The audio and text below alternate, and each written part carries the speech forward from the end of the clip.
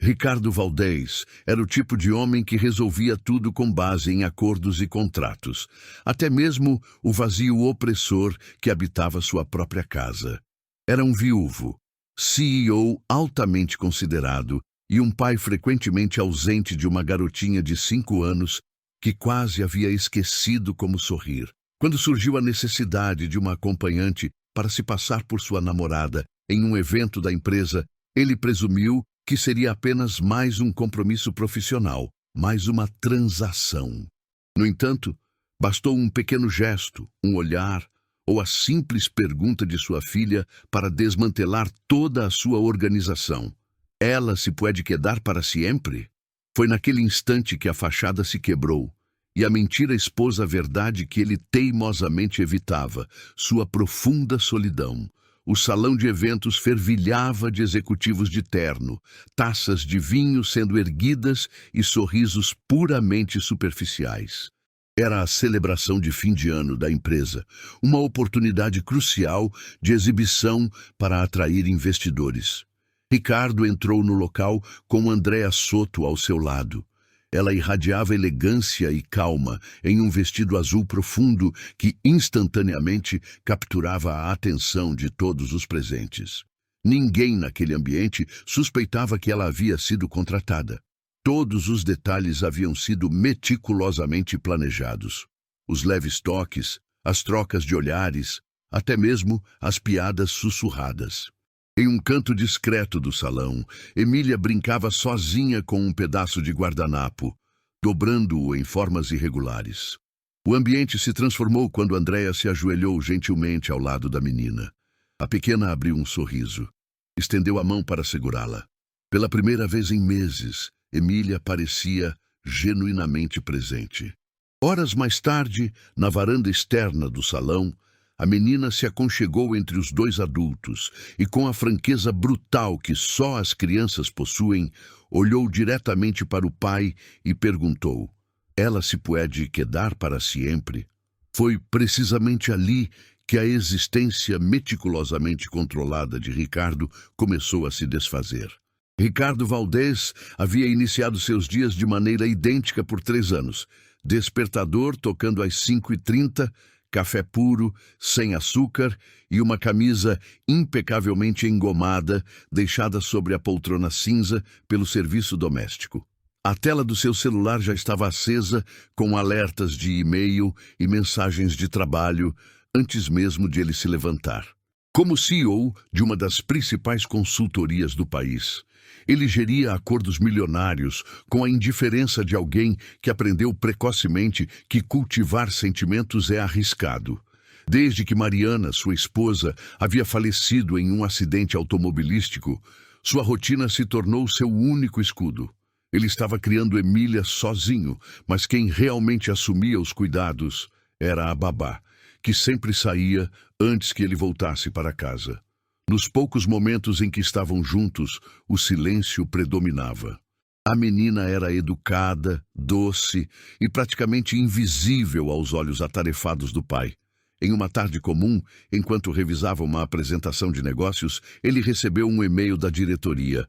Confirmação de presença no evento anual com acompanhante. Expectativa de imagem familiar fortalecida. Imagem, não a realidade. Ricardo não hesitou em fazer um contato. Ele já havia recorrido a esse tipo de serviço antes, sempre de forma discreta. Ele não buscava envolvimento emocional, apenas alguém que soubesse manter a postura social adequada. Ele precisava de aparência. Aparência transmitia segurança. Requero a alguém que seja totalmente discreta e elegante. Solo por esta noite. E foi assim que Andréa Soto entrou em sua vida. No começo, tratava-se apenas de mais um item a ser riscado de sua lista de tarefas. No entanto, ao observá-la interagir com Emília no carro a caminho da festa, perguntando sobre o vestido da boneca, elogiando seus desenhos coloridos, Ricardo experimentou uma sensação estranha, um desconforto sutil, como se estivesse assistindo à sua própria vida de fora. Durante o jantar, eles eram o centro das atenções, recebendo aprovação silenciosa. Andréa sorria exatamente nos momentos certos, fazia observações perspicazes e Emília se recusava a sair do colo dela. Ricardo, de tempos em tempos, olhava para a cena como se estivesse assistindo a um filme, exibido a uma grande distância. Ele mesmo não conseguia definir exatamente o que estava presenciando. Apenas sabia que estava funcionando. Mas o verdadeiro choque ocorreu ao chegarem em casa, após o evento. Emília puxou Andréa pela mão, implorando para que contasse uma história antes de ir para a cama. Ricardo interveio com um aceno de recusa. Ela já se vai, Ija. Fui um acordo solo por hoje. Emília permaneceu em silêncio. Seus olhos enormes estavam cheios de uma perplexidade que ele não soube interpretar. Foi nesse momento que toda a sua estrutura começou a ruir. Ricardo nunca teve a ambição de ser pai. Isso era um desejo de Mariana. Ela sonhava com uma casa repleta de vida, barulho e brinquedos espalhados por todo lado. Ele, por outro lado, priorizava estabilidade, silêncio e resultados tangíveis. Quando ela faleceu, Emília permaneceu. E com a filha veio o medo esmagador de cometer erros, de fracassar, de não saber o que fazer com aquele pequeno ser que o olhava como se ele ainda tivesse o poder de resolver todos os problemas do mundo. Por 3 anos, Ricardo administrou a paternidade com a mesma frieza com que geria seus negócios, com distância calculada. Tudo estava supostamente sob controle. Babás, psicólogos infantis, uma rotina estritamente planejada. No entanto, a vida essencial estava ausente. E ele optava por ignorar esse fato. A noite da festa parecia ter sido um sucesso inquestionável. Sócios o parabenizaram pelo seu excelente gosto. Um deles, mais audacioso, chegou a comentar: "Por fim, pareces humano, Ricardo. És a mulher a tu lado. Foi um acerto total." Ricardo esboçou um sorriso de canto. Foi então que notou Andréa rindo abertamente com Emília perto da mesa de sobremesas. A menina a imitava, tentando equilibrar-se nos saltos, e Andréa fingia ser uma princesa desajeitada que tropeçava. As duas gargalhavam, riam de forma autêntica, e Ricardo sentiu uma pontada de inveja. Inveja da leveza, da total liberdade, do afeto genuíno que ele era incapaz de oferecer, e que parecia emanar naturalmente daquela mulher a quem ele havia pago para estar presente por uma noite. No dia seguinte, Andréa apareceu cedo para devolver um brinco que havia esquecido no carro. Emília correu imediatamente para abraçá-la. Ricardo ficou imóvel na porta, sem saber o que expressar. "Solo vini a regressar-te esto", disse Andréa, esforçando-se para manter uma distância profissional. "No quero que se confundam as coisas." "Ela estuvo hablando de ti toda a manhã", respondeu Ricardo, com a voz ligeiramente áspera. "No es algo que acostumbre a ser." Andréa sorriu discretamente. "Es una niña adorable. Solo espera que alguien lo note." Ricardo hesitou por um momento. Pela primeira vez, ele a convidou para almoçar ali. Apenas um almoço, sem maiores implicações. E por algumas horas fugazes, tudo pareceu incrivelmente real. Emília se acomodou entre os dois, desenhou, compartilhou histórias. Andréa até mesmo lavou a louça. Ricardo a observava, quase em total silêncio, como alguém que tenta desesperadamente resgatar uma memória há muito perdida. No entanto, à noite, durante uma teleconferência com investidores, um dos sócios fez um comentário pejorativo sobre a atriz de teatro que ele trouxe para o evento. Ricardo sentiu um frio na espinha. A conexão de Andréa com seu passado profissional não era completamente desconhecida. Por puro reflexo, ele reagiu com absoluta frieza. Ela não é nada importante. Solo era uma profissional haciendo su trabalho. Mal sabia ele que Andréa estava parada na porta, ouvindo cada palavra. Ela não pronunciou sequer uma sílaba. Simplesmente depositou as chaves sobre a mesa da sala e se retirou em um silêncio total. No quarto, Emília perguntou: "Ela vai volver amanhã?" Ricardo não soube o que responder. E ali, Pela primeira vez em muito tempo, ele sentiu que não tinha controle absolutamente nenhum sobre sua vida. Andréa desapareceu como se nunca tivesse existido. Ricardo tentou retomar sua rotina rígida, planilhas, reuniões intermináveis e calls. Tudo continuava a funcionar perfeitamente em sua empresa, exceto em sua casa, exceto Emília. Nos primeiros dias, ela apenas perguntava com insistência: "E Andréa? Viene oi?" Depois, simplesmente parou de perguntar, mas também parou de falar com ele. A babá foi a primeira a notar as mudanças. Emília não aceitava comida, recusava-se a tomar banho. Passava horas olhando fixamente pela janela com sua boneca no colo. A mesma boneca que Andréa havia elogiado. Ricardo dizia a si mesmo que era apenas uma fase passageira, que logo iria melhorar, que ela estava exausta. Mas, certa noite, ao ouvir seus passos leves na direção do banheiro, ele viu o pijama da filha molhado. Ela havia voltado a urinar na cama. "Que te está passando?" ele murmurou, mais para si do que para a menina. Emília não respondeu. Apenas se encolheu debaixo do cobertor, apertando a boneca contra o peito. No trabalho, ele começou a perder prazos importantes. Errou em uma apresentação crucial. A secretária pessoal perguntou se ele estava se sentindo bem. Ele respondeu que sim. Ele sempre respondia que sim. Mas em uma noite de quarta-feira, ao abrir a geladeira para servir um suco para Emília, ele encontrou um desenho infantil, preso com fita adesiva na parte interna do vidro. Era uma obra simples, tipicamente infantil. Ele, a filha e Andréa. Os três de mãos dadas. No canto inferior, um coração rudemente desenhado. Ricardo permaneceu paralisado, incapaz de sequer fechar a porta do eletrodoméstico. Mais tarde, ele entrou no quarto da filha e se sentou na beira da cama. Tentou acariciar seus cabelos. Ela fingiu estar dormindo profundamente. "La estranhas?" perguntou. Emília virou o rosto para a parede. Seus olhos estavam abertos e cheios de lágrimas não derramadas. "Foi por mi culpa? La echaste porque me gustou?" Ricardo engoliu em seco, sentindo a garganta apertar. "Não, mi amor, não foi por eso." Ela fechou os olhos com força, apertando ainda mais a boneca. "Tu sempre echas a todos de la casa." Foi um golpe certeiro, e ele não soube como se defender. Na manhã seguinte, ele tomou uma decisão incomum. Iria atrás de Andréa. Localizou o contato salvo em seu celular como acompanhante evento. Enviou uma mensagem sucinta. Não houve retorno. Ligou.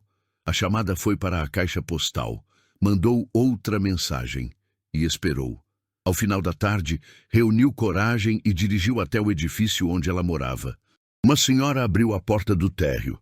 Ela informou que Andréa havia se mudado 2 dias antes, sem dar explicações, sem deixar um destino certo. Ricardo voltou para casa de mãos abanando e com o peito carregado de interrogações. Sentou-se no chão do quarto da filha, que dormia tranquilamente. Observou os desenhos fixados na parede. Em todos eles, Andréa estava presente. Era como se ela tivesse habitado aquela casa por meses inteiros. E no fundo, talvez essa fosse a verdade. Nos lugares onde antes havia apenas silêncio, agora restava uma ausência palpável. Naquela noite, Ricardo fitou o teto por horas a fio. Sua mente não estava ocupada com contratos, lucros ou a imagem corporativa. Ele só conseguia se lembrar da risada genuína da filha. Aquela que ele havia ouvido uma única vez, quando Andréa a fizera tropeçar de propósito no vestido. E pela primeira vez em muito tempo, ele sentiu saudade. Saudade de algo que ele mal havia permitido que tivesse início. ¿Alguna vez has alejado a alguien por miedo y luego te has dado cuenta de que era exactamente lo que necesitabas? Deja un sí en los comentarios si esta escena te conmovió profundamente. Es la única manera que tengo de saber que estás aquí y que esta historia también te llegó al corazón. Ricardo acordou antes mesmo do sol nascer. Mas, surpreendentemente, não abriu o laptop. Foi até a cozinha, preparou o café e parou diante da geladeira. O desenho ainda estava lá. Ele removeu o papel com delicadeza e se sentou à mesa, encarando aquelas 3 figuras de mãos dadas. Fechou os olhos. Uma lembrança antiga o atingiu sem aviso. Mariana, sua falecida esposa, gargalhando alto ao tropeçar no tapete da sala, grávida de Emília. Ele, desesperado, tentando ajudá-la, e ela dizendo: Ricardo, não necessitas arreglar-lo todo. Solo queda-te comigo. Essa frase ecoou em sua mente com força. Ele percebeu que havia dedicado sua vida inteira a tentar consertar as coisas. Mas Andréia não exigia isso. Emília também não. Elas só precisavam que ele estivesse presente. Mais tarde, ele encontrou um brinquedo esquecido de Emília no banco de trás do carro. Um pequeno microfone de plástico. Ao pressionar o botão, uma gravação de voz rouca tocou.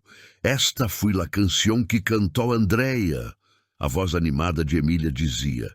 Ricardo segurou o brinquedo com firmeza. Respirou profundamente. Pegou o celular e abriu a última conversa com Andréia.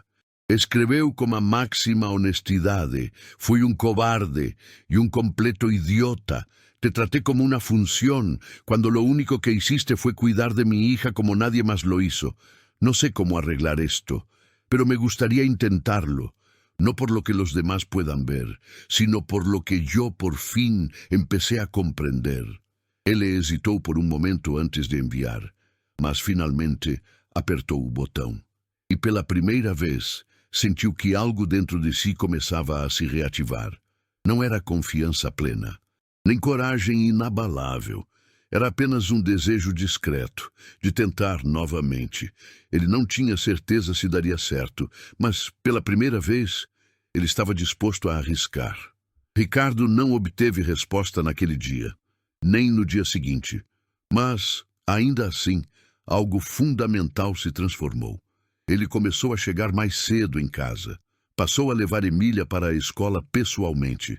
Sentava-se ao lado dela na mesa do café da manhã, mesmo quando faltavam palavras. E, gradualmente, ela começou a reagir à sua presença. No sábado, a menina pediu para fazer panquecas. Ricardo nunca havia preparado panquecas em toda a sua vida. A massa grudou no recipiente, a cozinha se transformou em um caos completo, e Emília gargalhou pela primeira vez em semanas. Ele riu junto. Foi desajeitado, sim, mas foi completamente real. Na segunda-feira seguinte, uma mensagem chegou ao seu celular. Sabes que não puedes borrar lo que dijiste, verdade? Pero escuché tu mensagem. E estou bem. Era Andréia. Ricardo digitou e apagou a resposta 3 vezes antes de enviá-la. Não espero que regresses. Solo queria agradecer-te por haber visto a minha hija quando ni eu mesmo era capaz. Horas depois, ela respondeu com um áudio curto. Eu los vi a los dos, Ricardo. Na semana seguinte, eles combinaram de se encontrar em um parque público. Sem Emília. Apenas os dois. Andréia estava diferente. Mais reservada, mas ainda com aquele brilho sereno no olhar. Conversaram sobre questões autênticas. Ela contou que estava cuidando de sua avó doente e que se sentia esgotada de envolvimentos que a faziam sentir-se descartável. Ricardo ouviu com total atenção. Antes de se despedirem, ele a convidou. Te gostaria almorzar com nós outros el domingo? Ela pensou por alguns segundos e respondeu, puedo intentá-lo. E isso era tudo que ele precisava ouvir. O domingo chegou carregado de uma tensão silenciosa. Andréia apareceu com uma torta de maçã feita em casa. Emília correu para abraçá-la com a familiaridade de quem nunca esteve separada. O almoço foi leve, risos contidos, conversas curtas, mas havia uma apreensão no ar, como se todos tivessem receio de respirar muito fundo e fazer a bolha explodir. Mais tarde, depois que Emília adormeceu, Ricardo e Andréia ficaram na sala em um silêncio profundo. Ele tentou iniciar uma conversa, mas não encontrava as palavras certas. «Me tienes miedo?» Ela perguntou, olhando para a frente, sem encará-lo. «Não, Ele respondeu prontamente. Tenho medo de arruiná-lo todo. Ela assentiu gravemente. E eu também. Ricardo começou a duvidar de suas próprias intenções. Pensou em Mariana, na filha, em todas as maneiras possíveis de falhar novamente. E se ele estivesse apenas projetando em Andréia o desejo de sentir? E se Emília estivesse desenvolvendo um novo apego apenas como um mecanismo de defesa? Sua cabeça girava sem parar. A velha armadura de controle ameaçava se fechar novamente. Na terça-feira, Andréia cancelou um compromisso. Ela disse que estava tudo bem, mas que necessitava de um tempo para si. Ricardo compreendeu, ou tentou com todas as suas forças. Na quinta-feira, enquanto revisava contratos importantes no escritório, recebeu um telefonema da escola. A coordenadora, com uma voz excepcionalmente calma, informou. Su hija tuvo una crisis hoy. Todo está controlado. Pero ella perguntou, llorando, por que outra persona se havia ido. Ricardo fechou os olhos, sentindo a respiração travar em seu peito. Vou para lá de imediato, disse sem hesitar. Ricardo correu para a escola como quem tenta fugir do próprio passado. Encontrou Emília sentada em um banco ao lado da coordenadora. O rostinho avermelhado, os olhos inchados de tanto chorar. Ao ver o pai, correu e se agarrou fortemente à sua cintura. Ela também se foi, verdade? A voz dela saiu embargada, mas firme. Ricardo se ajoelhou ali mesmo, no pátio silencioso. Não, hija, ella solo tiene medo, igual que eu. Emília o olhou confusa. Medo de quê? Ele sorriu com uma tristeza profunda. De sentir, de querer, de volver a perder. A menina encostou a cabeça em seu ombro e sussurrou. Pero já perdimos uma vez. A hora poderia ser diferente. Foi naquele instante que Ricardo finalmente entendeu a essência. Sua filha não estava pedindo promessas irreais, nem perfeição inatingível. Apenas presença, apenas verdade. Naquela noite, ele não conseguiu pregar o olho. Reviveu cada momento em silêncio, o sorriso contido de Andréia, seus passos cuidadosos ao lado de Emília, os olhares que dispensavam palavras.